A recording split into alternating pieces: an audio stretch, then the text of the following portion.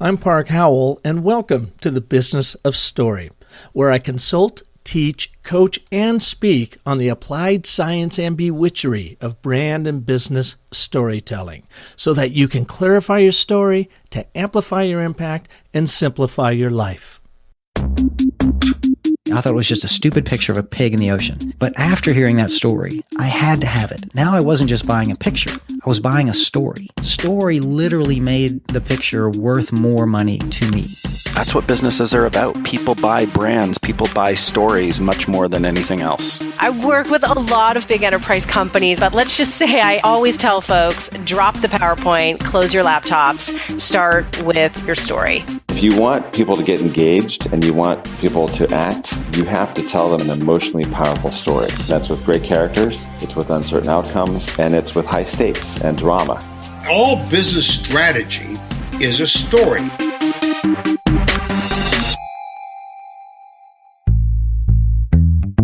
Folks, I've got a treat for you today because about a year and a half ago, I had a chance to meet and work with some really outstanding people that are doing very important work, have been doing it for about 20 years, but realized it was time that they needed to change or to refine or maybe more define their brand story. Because although they had been very successful over the course of 2 decades, they wanted to start standing for more in the world. It was a translation firm out of Davis, California, with operations in Davis, in Mexico City, and Warsaw, Poland. And they're doing real important translating work for the government and healthcare. And the owner, the founder, Luis Miguel, who you will meet here in a minute, realized that their story wasn't timely. It wasn't up to date with what they really wanted to do. And maybe most importantly, it wasn't aspirational enough to where he wanted to take his organization, to stand for much more, use translations as a vehicle to truly help immigrants in America realize the American dream. So he had a much greater dream for his own brand, and that's where this story starts today. You're going to get a chance to meet Miguel and his head of marketing, Sabra, as we talk about how they went through the story cycle process, what they learned, how their brand story materialized through the process, and what they did to get not only buy-in within their own organization around the world into their new brand story, but what they had to do to launch it and what it has ultimately meant for their business. So they've been very kind to come on Business of Story today to take you through their process of redefining their brand story and their brand story strategy. So with us is Luis Miguel, the CEO of Avantpage. He's an immigrant to the U.S. He came here to realize his American dream at age 20, having grown up in Mexico, always admiring the opportunities the U.S. offered from afar. Avantpage combines his 2 professional passions, creating a language company and helping immigrants succeed and contribute to the U.S. and their country of origin. Also, as I mentioned with us, is Sabra Rubentstein. She's the head of marketing for Avantpage. Sabra spreads Avantpage's brand story by creating high-value and targeted content for clients, prospects, and all other audiences. She's the one that actually, per Luis's direction, spearheaded and brought me in to work with. I mean, she is absolutely passionate about ensuring that all people have equal access to information, and that's what Avantpage does. With over 5 years of experience in digital and content marketing, Sabra works to present Avantpage's translation services by engaging our end users with empathy beyond words.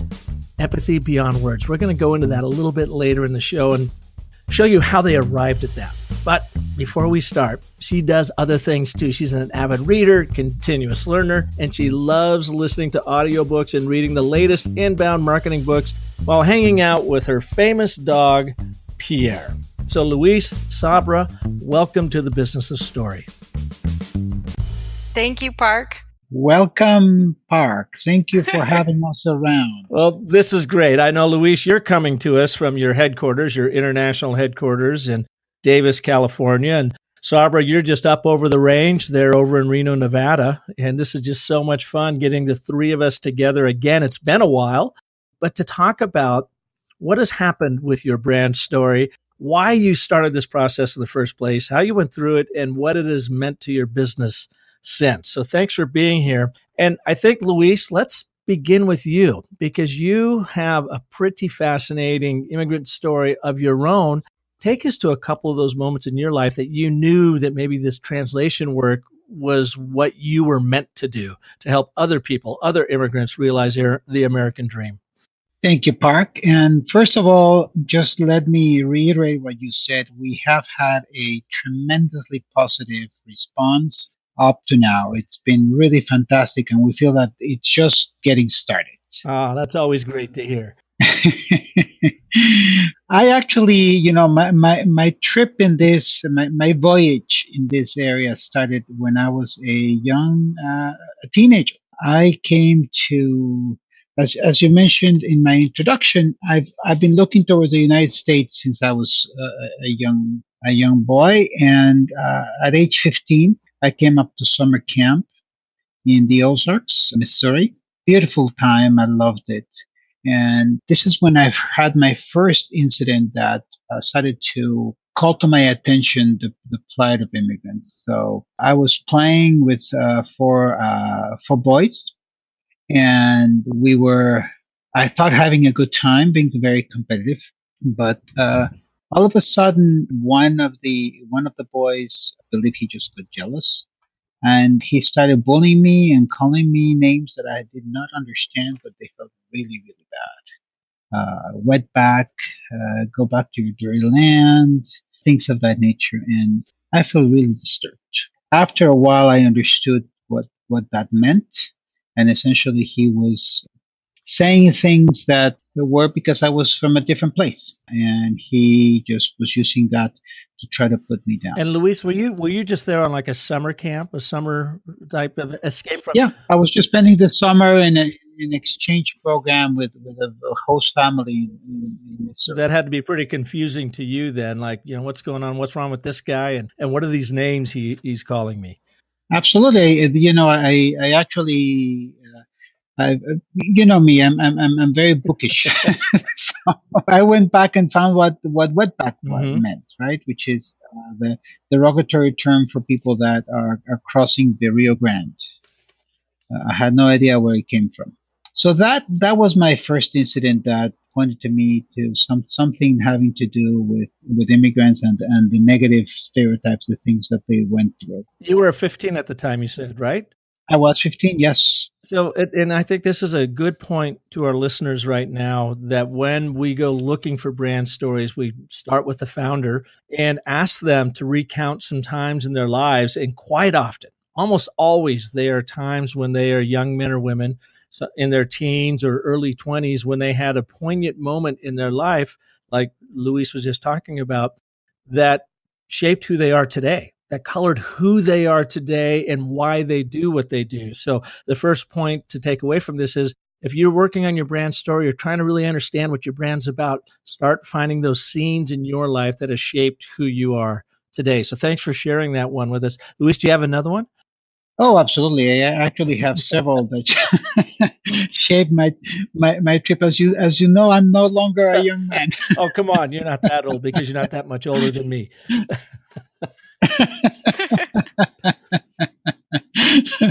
But another really critical time for me, I had come to UC Davis, University of California, Davis, to study agriculture. And I was taking a course in an area called International Agricultural Development. And this really interesting course that looked at the agricultural industry in California and how it was shaped and influenced by the immigrants, the labor force that worked in it. And part of the course, at the end of it, we went on a 5-day trip throughout the state of California, visiting farms and just different operations, all the way from harvesting to the packing, and just go through the different areas. We went all the way down to San Diego, avocado farms. We went to rice paddies around Sacramento.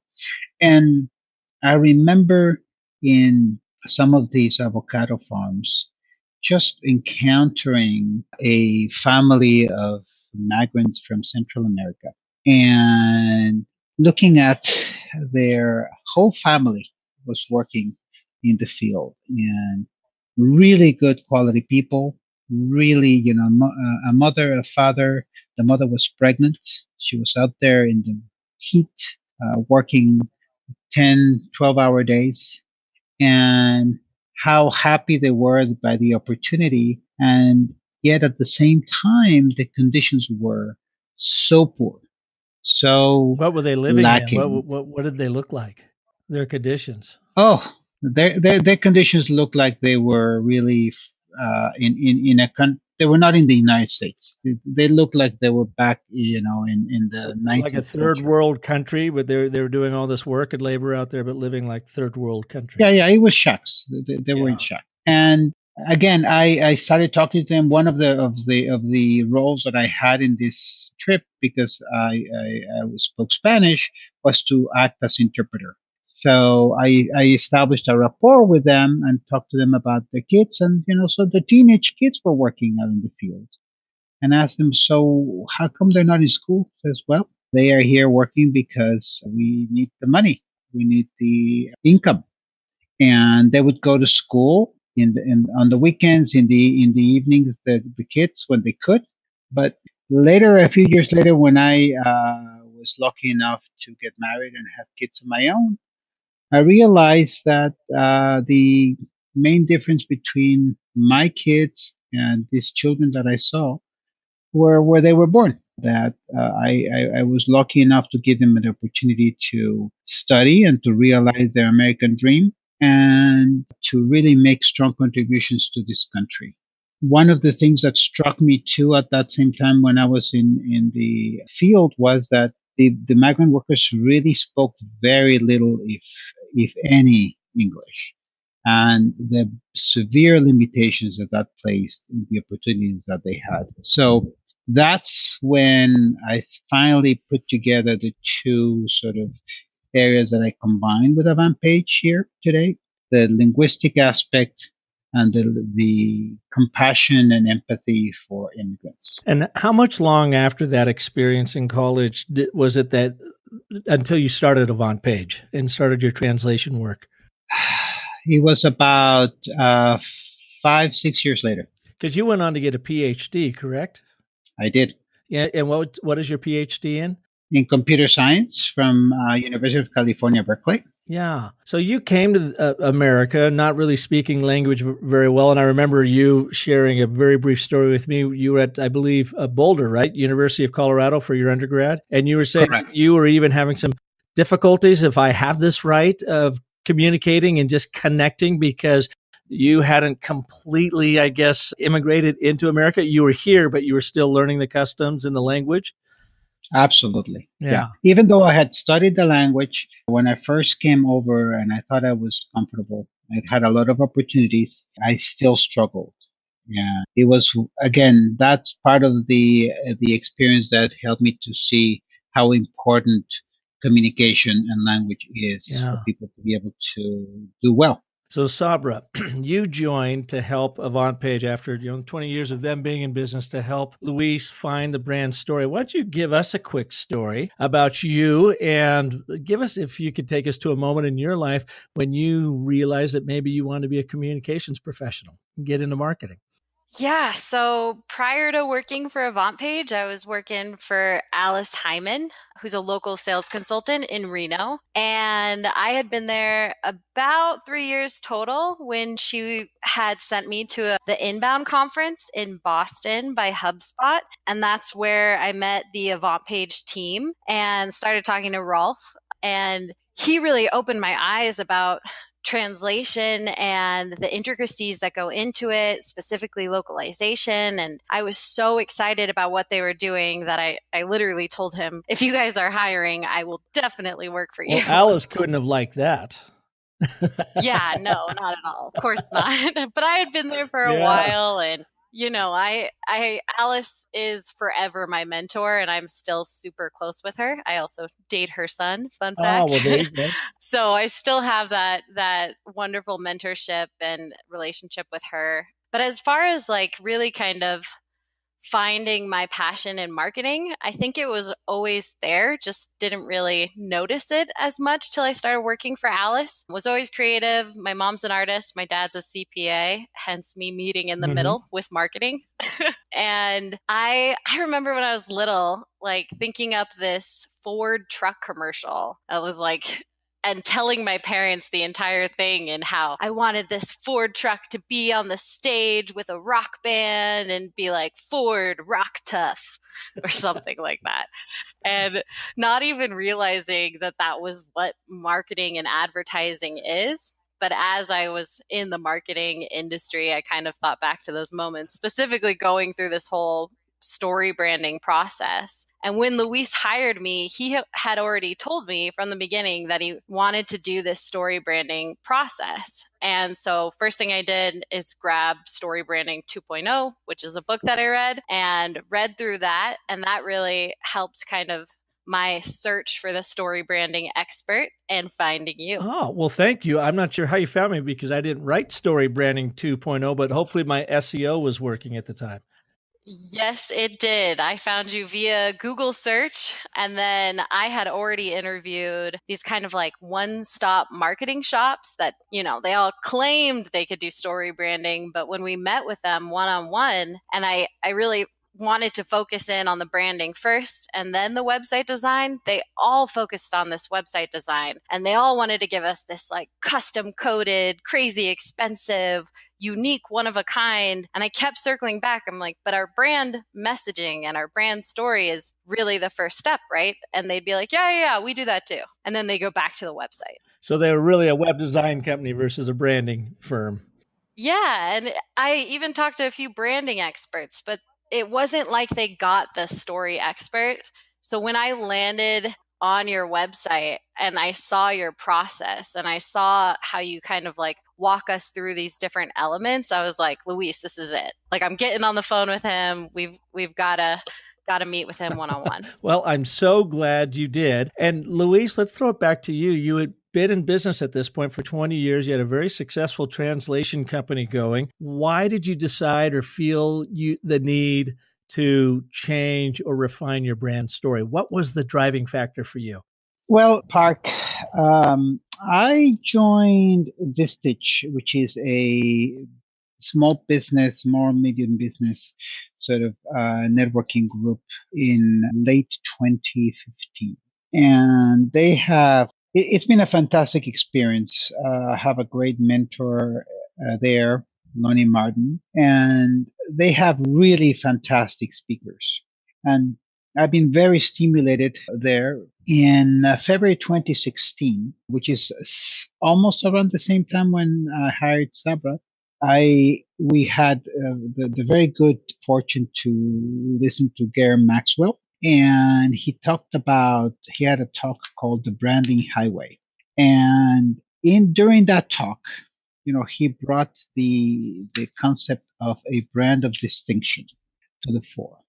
And essentially, that is when it all sort of came together for me that, we are not just about giving great service. We're not just about providing good quality and good cost return on investment, but we actually are a lot more than that.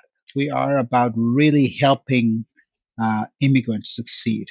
And I wanted to make sure that that's something that we developed and came out, and I wanted to be different from the other 99% of translation agencies out there. Yeah, so your brand of distinction is another way of saying what I say often here on the show, to the point of my listeners are like, oh, here he goes again. When it comes down to your brand story, and as we talked about with you too, is it's not what you make, it's what you make happen in people's lives. That's what your story's about. That's what your true offering is. It's going to rise you above the commodity. So you make wonderful, amazing, accurate, authoritative, accountable translation work to help immigrants. But what it ultimately comes down to is helping immigrants realize their American dream. And you do that through the vehicle of your translation services. So that's where we needed to go with your stories, to say, okay, this is what we do. And there's a lot of companies that do translation services. So in and of itself, that's a commodity. What separates your service apart? And it's what you stand for above and beyond just that service. So that's what we always push for in the process. And the first thing we had you all do is download and use the brand story workbook, the DIY workbook, to first kind of start getting your head around your story. What was that process like for you? Was it difficult? Was it easy? Did it open up your eyes to things, or what did it do for you? Well, it was definitely an eye-opening experience. as as uh, as you said, though, I was really ready, and so I was very enthusiastic. I really wanted this to happen. So, looking at all of the different factors, looking at all of the different things that your book brings to the fore, helped me to really sort of focus on what it is that I wanted the brand and the company to express. So it was a really eye-opening experience. In Sabra, was it what you had anticipated when you set out to start revising your brand story? Oh gosh. Well, it was way better than what I thought it was going to be. I was, fairly new to very new to Avantpage and still fairly new to the marketing industry. So Luis can even tell you, when I went to the final interview, I came prepared with like a 4-page bulleted, this is everything it's going to take to rebrand Avantpage. This is how long it's going to take. Pretty sure I even had companies in mind. Budget was way smaller, had like everything planned out. And as I went through reading that book and doing my research and talking with Luis about the brand of distinction and Garrett Maxwell, and then starting the work with you, it was like completely different, but so much better because it really focused us on what our purpose is and like pulled all of us together to really have these discussions about what makes us different. And through that, I learned so much about what Avantpage stands for at its very core, which has influenced the marketing across the board over the 2 years that I've been working. Well, that's great. I love your chutzpah, number one, to show up at an interview with a 4-page program on how you're going to do that. So hats off to you, Sabra. That's fantastic. And then, you. It's like everything. Life, Yes. We have our best laid plans, and then the universe punches us in the nose. We pivot and we move on, and, hopefully things work out. Well, in working with you all, it was so much fun to sit down, and the first step of the story cycle system is to identify your number one position in the marketplace. And this is very functional. What is it you do better or different than your competition? This is features and benefits, but it's just like functionally, how do you stand out? And the position statement we arrived at for you all working with you is Avantpage is the number one resource for translation services to help governments, healthcare, and democratic elections connect with and empower immigrant populations. And it seemed to me that the real powerful thing in there is two things. And we described what you do at translation services, but you also pulled out the audiences or the customers that you were really focused on, and the governments and healthcare and elections, those three areas, governments, healthcare, and elections, to what? That one word is so powerful, and that is to empower immigrant populations, not just to communicate to them, but to take it to a higher level. Can you talk about that for a minute? Yes, absolutely. One of the biggest differentiators that separates us from other translation companies is that we truly, truly care about the translation that we're providing and how that translation is going to affect not only our clients, but the end users of our clients. So we don't get to see or talk to the patients that we're doing translation for, or we don't get to interact with the people that are voting through the election ballots that we're translating. But that doesn't mean that we're not thinking about them and how our translation is going to affect them or empower them when they're making decisions or reading really important critical information that's going to, affect their lives. And through the process, it's like as we all sat around and started talking about what differentiates us, like you could feel the empathy in the room. You could feel it like just throughout all these different conversations that all of us care about what we're doing within the individual facets of the company, but also as a whole. And it's really our company culture, but we had never really defined it. And so this is the first time that you all started talking about this, and you were of like mind. It's just that maybe it hadn't been articulated yet in the group. And just this very first step of understanding what you do differently and therefore better in the marketplace started to refine the Avantpage story. So we know step 2 is about who's your hero. So who are the audiences that you're catering to? And again, governments, healthcare, and democratic elections, they're the ones that pay the bills. So from a marketing standpoint, those are the ones that you are crystal clear that that's your focus, even though your end game is to empower those immigrants.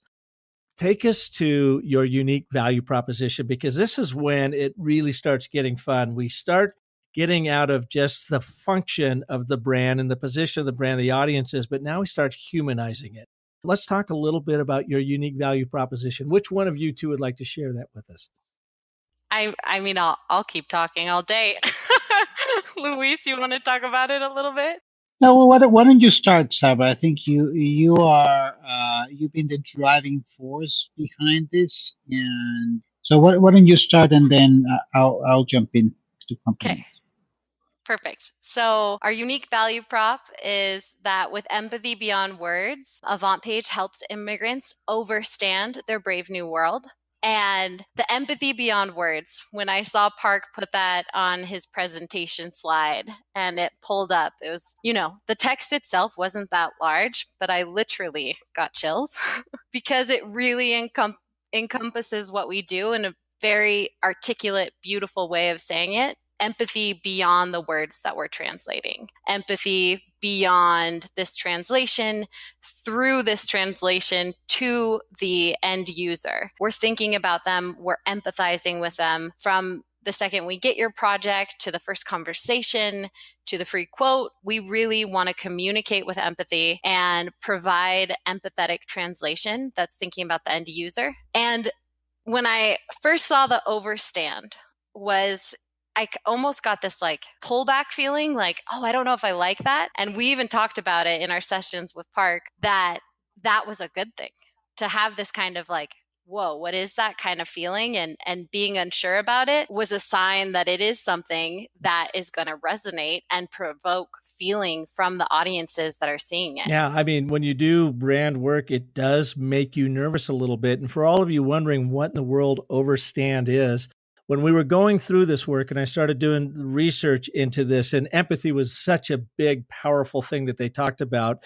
And Luis was really talking about, we're an activist organization. We are trying to help immigrants realize their American dream, and we want to stand for them, while we help our clients communicate clearly, but we ultimately do that. And I started looking at understanding, and I started, synonyms for understanding, and it just hit me, and I thought, is there a word for overstanding? Is that even such a thing? And sure enough, I type it in, and in the Urban Dictionary, it is a thing. And let me just read this to you real quick. The distinction between overstanding and understanding is a matter of context and awareness. To overstand is to comprehend a thing itself and to have knowledge of why it is the way it is and of its place or role in the grand scheme of things. And when I read that, I thought that is what Avantpage does. It's not just enough to help them understand what's on the page, to get the words right and whatever, but to take it that next step and help them overstand, to really appreciate it in context and what it means to them in their life. And this is a word that came out of the 60s, first out of the Rastafarian culture, and then made its way into New York and the Afro-American culture. And it was these folks that had been oppressed and put down, and they came up with this word of overstanding and saying, it's not enough just to listen to the man and to understand what he's saying. We have to overstand what he actually means. And that was the universe coming together through the process. And we go, that's what it's about. Luis, when we first came to you with this overstand concept, what was your take on it? Well, Park, I just want to mention quickly that your process, your brand story development process is something really fantastic for us. It works so well, and the whole experience I think has been so. You understand it so well because it certainly carried us through and helped us to engaging not only me and Sabra, but essentially all of the key players in the organization to understand, all of the elements that we wanted to crystallize and bring together. When I first saw that word, I thought it was a typo. My editing, user said, "Oh my God, what is going on here?" And then when I talked to you and you explained, and then I saw all of these meanings, I felt, wow, this is something really powerful. Because one of the things that I learned throughout this whole process is that we want to stand out. Being just another one of the pack is not what we're about. We really are unique and wanted to stand out. And so using overstand would definitely help us to stand out. People would notice whether they thought that it was a typo or not, like it did with me. I think to me that really was part of what made it special. Whether it is a good or a bad standing out, it's much better than being blah, right? Well, it's different, and different is better. The great brander, Sally Hogshead, who has been on the show, that's her line. And she said, all about branding, you've got to be different because different is better. And the thing about creating your brand story, too, is you, as the brand, get to infuse it with meaning, depending on how you tell that story and how you live into it and get your employees and your customers and your shareholders and stakeholders to live into it. So you can infuse that with meaning, but it's not like you were just making up a word. This word existed. I just had never seen it, but it was the perfect embodiment of what you, Luis, told us what your company was about, what you were about moving forward. And, Sabra, when you saw those words, empathy beyond words, and you had that reaction, I had that same reaction because I literally culled those from a deep definition of overstanding as I was reading through it. And somewhere in a quote, somebody said it's about empathy beyond words. And when I said that, I said, the branding gods are back again. That's it. That's what they ultimately stand for. Yes, absolutely. And I kept circling back to our different audiences that we defined during the story branding process. And I know we talked about our clients, but also our employees, team members, and then also our vendors or translators. And it's something that the translation industry as a whole doesn't really talk about, which is, a lot of our translators are immigrants. And we are serving them as well by being a translation company. We provide jobs, and the fact that the translation industry wasn't talking about the immigrants that also are translators really gave us a stance to differentiate ourselves, and also was really what we stand for. We care about our translators, and we know that when they feel cared about, they're going to provide better translation and feel more loyalty to our translation company versus other translation companies. And so it just clicked within all of our different audiences as a whole. And to hear that, to not hear it for the first time, but to be reminded again that empathy beyond words comes from overstanding is just full circle of our brand awesomeness. Well, Sabra, you make a really great point about, you're right, I talked about your paying customers up there, but you have really important audiences in your employees and in your translators. And the thing about when you find a brand story that truly is authentic and resonates with the organization, you use it internally to help guide your operations and how you take care of your people around you, as well as externally to attract business. So I remember one of the things that you all had talked about is sometimes you've got to go back to those translators and clients have the 11th hour changes and you got to get them to jump on board and do it. So they are under a lot of pressure a lot of the time. But if you've got this empathy beyond words, that is now your brand ethos, you have a greater appreciation. You're thinking about it's top of mind of what are we asking them to do to push them through, and how do we make it up to them? Or how do we let them know that we're not here to use and abuse you? You are an important part of our team. And so that's what a good brand story does, is it enables you to do that. And also with your employees. And when you have this phrase of empathy beyond words, all your employees got to live into that as well. So if you've got a couple of them, maybe, as you know, everybody does, that maybe isn't as empathetic as you would like them to be, taking the time to understand their coworkers, that now you can use this as your guiding light to saying, no, we stand for empathy beyond words. And that means we need to get you to step up a little bit and understand your colleagues and have empathy for their journey that they're on. And then together you grow this as a very holistic ethos around the brand.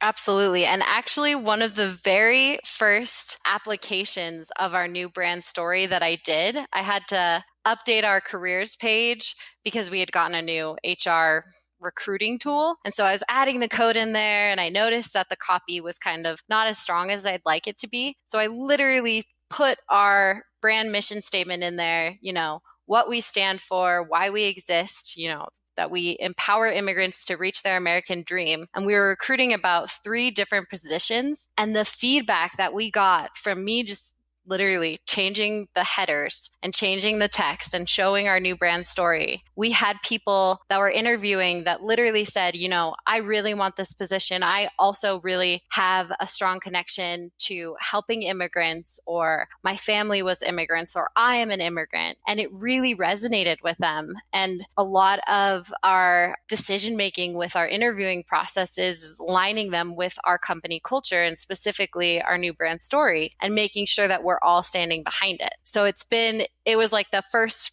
little test of our brand story publicly. And I did it without even thinking. And I'm glad I did, because the results were really rewarding to have that kind of reaction just from changing the header. And you know what? There's a truth in that, isn't there? That when you get that kind of reaction, but what you're saying is you're not selling anymore. You're just sharing the truth of the organization. And you're finding that same truth in people, so it attracts like-minded professionals. That's awesome. Now, a part of this process, of course, we get halfway into it. We get through the brand position and the target audience's unique value proposition and so forth. And then we start talking about the brand and the brand character. And we look at first, what is the brand promise? And we like to always boil that down to one word. And you all arrived in, I think, very appropriately, to the word trust. Now, Luis, what does that mean to you? What does trust mean to you? And how does Avantpage demonstrate that? For us, we are in an industry and we work with language that most of our clients do not understand, and therefore the fact that we, our clients are, for example, let's say a big healthcare organization like LA Care, and their members speak Hmong, and nobody pretty much of our clients really speaks Hmong. So what we deliver to them is a Hmong translation, Hmong documentations, and this literally is gibberish to them. So if they don't trust us, to the fact that what we're delivering to them is some really high quality documents that communicate the concepts in a way that their members are going to understand, then they really are not able to work with us. So they really need to trust us.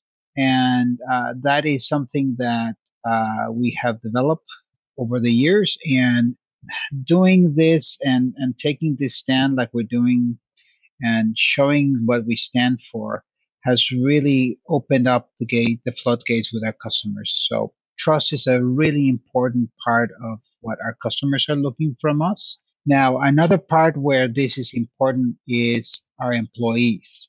Our employees, as Sabra has mentioned, and our candidates have really learned to trust us as a result of this branding process. So they're able to really come to work and trust that this is a place where they're able to really give their everything, and they're going to be treated as human beings, and what they're doing is going to make a difference. And lastly, which is the third triad of the audiences that you help us identify, is we work with a lot of translators. And guess what? Most of them are immigrants to this beautiful country of ours. And they have learned to trust us to give us the precious gift that they bring here, which is an understanding of their culture, of their people, and of their language, and give it to us and allow us to manipulate it, make it better and deliver it in the way that the immigrants are going to be able to take advantage of them to realize their dream here in the United States. Yeah, so that brand promise, that trust becomes such a pivotal point for everybody at Avantpage, and infusing that trust in your employees, but get them to also participate in that trust, that they become trustworthy associates and are trusted with the importance of getting the translations right, getting them on time, keeping them on budget and all that. So for folks you listening out there, when you come down to this brand promise, finding that one word of what is it that is your North Star that you can always point to. What is it that you promise that you will always deliver? And it's that experience of trust. So in this case, we have trust, and then the brand gift we've already talked about, and that's overstanding. This goes back to that whole concept of your brand story is not about what you make, but what you make happen. So Avantpage makes wonderful, trustworthy translations, but what do they make happen? They help their clients and the ultimate reader, the immigrants, to understand what's going on, to help them on their journey to realize their American dream. Now let's, Sabra, jump to you with the creative development now that started coming out of this, because as a part of the brand personality, we look at the 12 Jungian, Carl Jung archetypes, the personality archetypes, to arrive at one primary archetype that becomes the personality for the brand, that informs the look and the feel and the experience people have when they come to your brand. So let's talk about the archetypes we landed on and how you started applying those in the creation of your creativity, or your creative, and your website in particular. Yeah, so we landed on the caregiver as our main brand personality.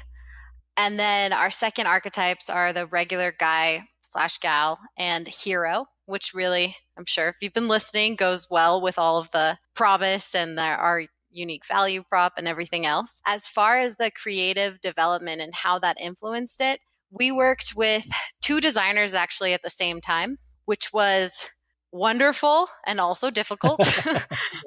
We worked with Yuki out of Mexico City, who worked on our logo redesign. And then we worked with Luis Medina of Noble Candy, who did our creative development. Literally started both projects at the same time. And folks, real quick, let me jump in so they know that the relationship here. Now, Yuki had worked with Avantpage for a while.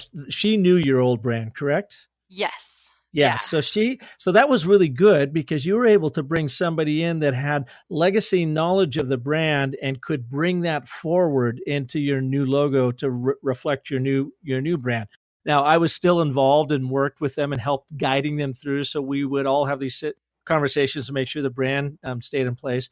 But we also were very blessed with Luis Medina of Noble Candy. Luis and I have been working together for 10 years. He was my vice president of creative services when I ran my agency at Park & Co. And we worked together so well, and we've done this branding program together for so long that once we got through the branding, I called him and said, "Hey, Luis, bring your expertise, bring your talent to this, would you?" And boy, he jumped in with both feet. And the 3 of us, I mean, between me, Yuki, and Luis Medina, and then with you, Sabra, and Luis Miguel's input on this, it's just amazing where we got. It's just so exciting. So tell us, we presented you with 3 different creative concepts. The one that you arrived at, what was it about it that you felt like really expressed the story? And folks, by the way, while Sabra's explaining this, if you've got a website in front of you, go to avantpage.com, avantpage.com, and she'll explain what went into the creation of this beautiful site.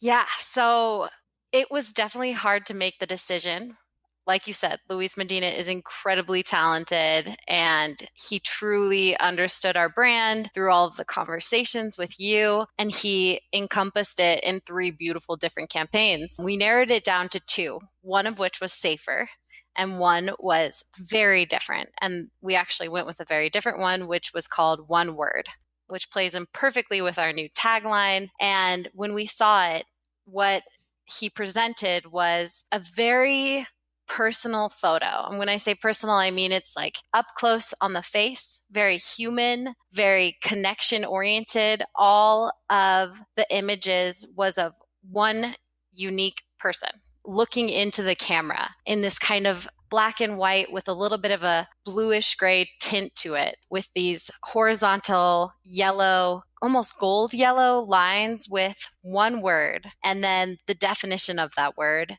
and a little bit of copy. And it was so powerful, even though it was so simple, because it was so up close on each, model's face. It really humanized them, not photoshopped, not like typical stock photos like you think of, but like your friend, your friend who goes to school with you, or, somebody within your community that you know really well, and you could feel the expression on their faces. And then to accompany it with a word in different language with a beautiful meaning really moved us all. At first, I'm not going to lie, other team members weren't 100% sold on it. It is a very bold campaign to just be like up close of a model's face. But it really resonated with all of us, and the warmth of both the choice of stock photography as well as the colors was so different than what is out there currently when it comes to translation industries. A lot of the translation industries, their visual branding leans towards modern, startup branding in a way. And ours is really human focused. And it's focused on the immigrants. It's focused on cultures. It's focused on these warm colors that invite you in to our culture at Avantpage. So you got the website up and running. Let's talk a little bit, Sabra, about the launch of the campaign, both internally, how you went about that, and then externally. And I especially like the one story of at the trade show when somebody came up to you and mentioned the word empathy. So take us a little bit through how you launched it. Yeah, so launching just never stops. But we started with our internal launch. Before we even started the creative campaign development, we wanted to start onboarding our team into our new brand message, start reiterating our brand promise, our brand story. And so what we did is I took your presentation, I changed it to be, super specific to like Avantpage and give more background onto all the steps we took for our internal team, talked about where our brand was, talked about the history of Avantpage, and then presented across all 3 of our locations. So Poland, Mexico City, and Davis. We got everybody into conference rooms and did, so we could see everybody and told them our brand story. But instead of just, telling them the brand story and then going back to work, we made it a day of celebration, because it is celebrating. We're celebrating the launch of, the new direction of the company, or not necessarily even the new direction, but finding our brand story. So we got food, we got balloons, we had an activity at the end to solidify our new brand message, which I was really excited about organizing. There's an organization called I Am an Immigrant. I'm&nbsp.com if you guys want to check it out. Or sorry, it's I Stand With Immigrants. IStandWithImmigrants.com if you want to check it out. And they ran a social campaign called #2immigrants_with_love. And what it was is you would write letters to immigrants, take a picture of you holding your letter or your sign with your message of welcoming or support or connection with their immigrant stories, and you post it on social and you use that hashtag. So I created these kind of, paper-sized printouts, and we printed them on cardstock, and they had the hashtag to immigrants with love, and they had the I Stand With Immigrants logo and our logo, and told everybody to just send a message or write a story. And we got pens and glitter and stickers, and we really made it interactive so that we would solidify our brand message within our internal team by actually doing something that could potentially make a difference in an immigrant's life that very day, because we were posting those social messages as soon as everybody finished. And it really connected us as a team and helped show our brand story and the connection that it is within all of us. Because,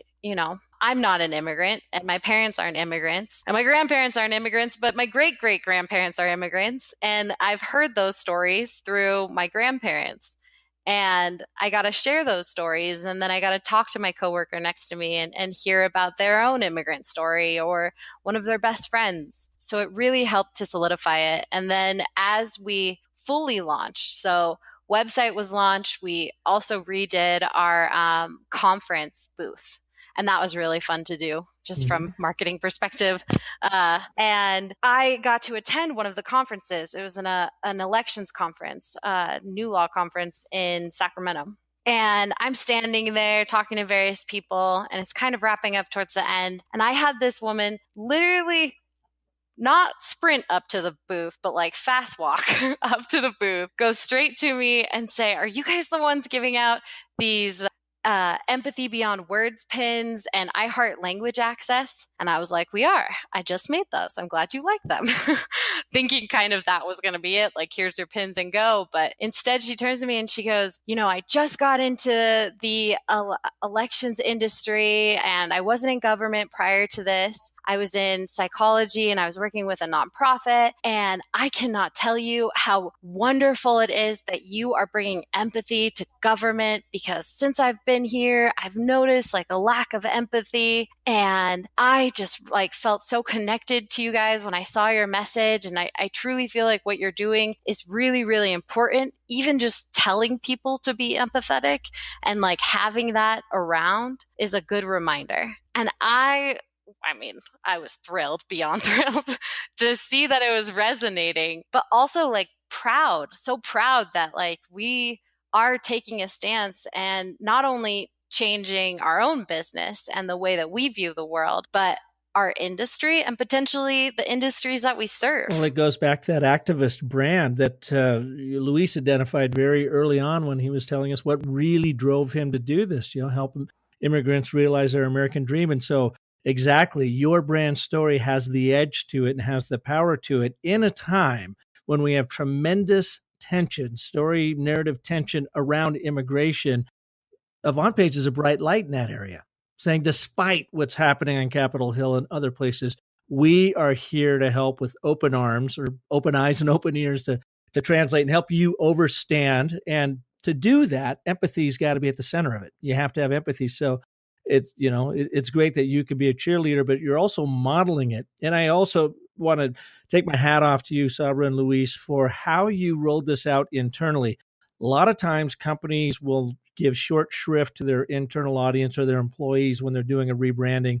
And you couldn't make a bigger mistake doing that. You have to have those people on board, totally bought in first and foremost. And the way you did that wasn't just to go in and say, "Here's our new brand, take it." You actually activated it and had them become an active participant in writing those letters and pushing it out so that they understood and they literally felt what it meant when you said empathy beyond words. So you're able to take any abstractness out of that context and say, "No, this is what we mean, and here's how we demonstrate it." So I just think that's a fantastic way to get them to buy into it. And then the last thing that I would like you to comment on for me, Sabra, before I jump back over to Luis, is what I've noticed on social media in the last 4 to 5 weeks is an incredible amount of very timely and interesting articles that Avantpage is now either writing or curating or sharing. Can you tell us a little bit about how this brand story has helped you design your editorial calendar and help you focus on the kinds of content you share with the world? Absolutely. It has defined, 90% of the content that we're sharing. And it definitely goes into the editing process as well, even with, technical blog posts that aren't related to immigration or empathy or our brand mission or telling, that kind of company background as far as blog posts, but really it's focused us as far as like the types of content that we share. We're publishing about Immigrant Heritage Month. We're scattering immigrant related blog posts throughout. Before we launched our website, we started to share our mission statement, our brand descriptors or our values, and just, writing a little blurb about them. We also created a lot of hype around our rebrand by saying, something big is coming, look out for the next 2 days. We share articles about immigrant activist groups. We put a lot of thought into the content that we're curating outside of our own company to be standing up for immigrants and not being shy as far as the articles that we share, because that was really one of those kind of aha moments for us is, we are going to take a stance, and by taking a stance, we are going to piss a few people off, and that's going to happen. I remember literally having conversations with you about this, Park, because one of the things that I jumped the gun on was sending out a article that we had written about immigration, and we sent it to our entire list, and we did receive a little bit of backlash. We also received a ton of wonderful, supportive messages. And I remember, internally, young marketer freaking out and going to Luis, CEO, and saying, hey, I'm so sorry. I think I jumped the gun on this. I really hope I didn't mess everything up. And Luis, total wonderful boss moment, looks at me and he's like, no, this means we're doing something right. If we're upsetting people, then that's okay, because those aren't the types of people that we need to be doing business with. This is our brand mission, and it's our purpose to share it. And I, had a huge sigh of relief, and also felt so empowered that we are truly living our brand as a company. Yeah, empathy. He demonstrated empathy beyond words right there. And isn't that the truth, though? When you find your brand story, some aspects of it are going to make you feel a little bit nervous because it's different and it pushes the edges. And that's exactly where you need to be if you're going to stand out. And it helps you find your tribe. You are going to get people that vote themselves off the island. It might be an employee or two that says, you know what, this isn't who I am and what I'm about. And that's okay, because that's best for them and best for the organization. It could be a client that goes away because it's just not a fit anymore. But what it will do is attract your best and brightest talents, your best clients, people that actually appreciate who you are and what you stand for. And, the overall brand purpose we arrive at is always ask the question, okay, Avantpage, what do you stand for beyond making money? And we've talked about this a number of times. Exists to help all immigrants realize their American dream. So having said that, Luis, I want to come back to you. What has this actually meant for your business, though? What have you seen different in sales and in business growth and whatever? Thank you, Park. And Sabra is so right. And she's been such an important element in making this happen for our clients, for our customers, for our employees, and for our vendors. What this has meant really has focused our efforts. So we're all a lot more focused. We are serving the people that really need our services, that really are in it for the good of our country and the good for the new arrivals to this country. We don't have a sales team, Park, yet we are exceeding our sales goals this year by which were pretty aggressive to begin with, by a very hefty 25%. Without a sales team. So you're halfway into 2018 and you're already exceeding sales goals by 25%. Correct. That's awesome. For the year to date, not the end of the year, but year to date. And that to me is a testament to the incredible power of standing for who we are and letting the world know about it. After the launch of the new website and our new image through social media, our social media, the number of people that follow us has shot through the roof. We are up, I think, 30-40%. And Sabra can give you the exact numbers. But more importantly for me is, as Sabra mentioned, we are getting applicants for our jobs that are just coming to us saying, you guys have a job. You guys really are you looking for new people? This is something that had never happened to us. So they're seeking you out. They are seeking us out. And I recently hosted my Vistage group, and I gave them a presentation of what we are about, where we are. And first of all, they all loved the new logo. They told me, you hit it out of the park, Luis. And one of my colleagues told me last week that he has printed and has on top of his desk this image that we're using, this powerful image of this woman from that we're using on our website, and so Somalian woman. So it's really, really very powerful. I mean, I've never had that experience happen to me before. More important for me is that all of a sudden, all of these things that I was really thinking about when I hired Sabra and when I was starting down this process are happening organically. Now, I'm not going to lie to you. This has not been an easy process. This happened because we've been focused. This happened because we've been working on it really hard, and we've been at it for 2 years now. It's something that you really need to be very, very aware that it's going to take work. It's going to take a lot of talent, a lot of money, a lot of time, but it is so worthwhile, Mark. I just couldn't be happier with where we are, and as I mentioned that to you earlier, I feel like we're just getting started. Yeah, you really are. You put in a ton of work, and I'm sure Sabra doesn't feel like she's just getting started, because I know how much work goes into just getting all the creative ready for the overall launch. So, but it is fun to see it out there in the wilds now. I've been able to enjoy it for the last couple months, and you guys are just doing a great job with social. Love the website, love everything you're doing with it.